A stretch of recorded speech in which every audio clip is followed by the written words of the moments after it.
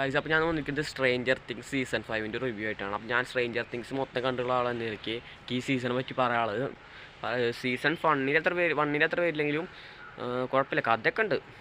പക്ഷെ എനിക്കിതിൽ വേറെ ഇഷ്ടപ്പെടാത്ത കാര്യം, നിങ്ങൾക്ക് ഇഷ്ടപ്പെടാൻ സാധ്യത ഉണ്ടാവും, ചിലർക്കൊന്നും ഇഷ്ടപ്പെട്ടുണ്ടാവില്ല.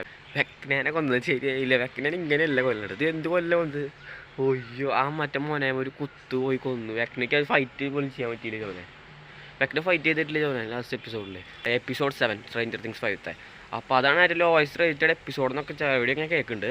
പിന്നെ വില്ലിൻ്റെ തുറഞ്ഞു കുറച്ചിൽ, പിന്നെ അതിൽ കുറേ എക്സ്പ്ലനേഷനൊക്കെ തറച്ചാണ് അതിൽ. അതാണ് അതിൽ കയറാം ഭയങ്കര ബോറിങ് എപ്പിസോഡ്. ഇവർക്ക് ഒരു 2 എപ്പിസോഡ് കൂടുതൽ പറ്റി 10 എപ്പിസോഡ് കൊടുക്കാന്നുള്ളൂ. ഇതിൽ വെക്ന ഇല്ലെങ്കിൽ മൈൻഡ് ഫ്ലയർ ഇല്ലെങ്കിൽ വെക്നയില്ല. ഇതിൻ്റെ ഇനി ഫ്യൂച്ചർ ഇനി വേറൊരു ആനിമേറ്റഡ് സീരീസ് വരുന്നുണ്ട്. ഒരു അങ്ങനെ കേട്ടിട്ടുണ്ട്, ടെയിൽസ് ഫ്രം 85 സീസൺ 3 4 ഇടയിലുള്ളത്. പിന്നെ വേറൊരു ടൈമിൽ നടക്കുന്ന ഹോക്കിങ്സിൻ്റെയും കഥ നടക്കുന്നുണ്ടെന്ന് കേൾക്കുന്നുണ്ട്. പിന്നെ നമ്മളെ ജോയ്സ് ഇവരെയൊക്കെ കുട്ടിക്കാലത്ത് പഠിച്ചൊരു ക്ലാസ്മേറ്റാണ് ഹെൻറി. അത് നമ്മളെ ഒരു പ്ലേ ഉണ്ടല്ലോ ഇവിടെയാണ് ഫസ്റ്റ് ഷാഡോ, അതിൽ കാണിക്കുന്നുണ്ട്. അപ്പോൾ അതിൽ നിന്ന് നമുക്ക് കാണാൻ പറ്റില്ല ചിലപ്പോൾ. അപ്പോൾ അതിൻ്റെ ഒരു സീരീസ് എന്തായാലും വരും, കാരണം അവരൊക്കെ ഒരുമിച്ച് പഠിച്ചല്ലേ. ഇല്ല, അടുത്ത സീരീസിനുള്ള കാണിച്ചിട്ടൊന്നും ഇല്ല. അവസാനം ഒരു നല്ല ഹാപ്പി എൻഡിങ്. പിന്നെ അലവ് മരിച്ചില്ല.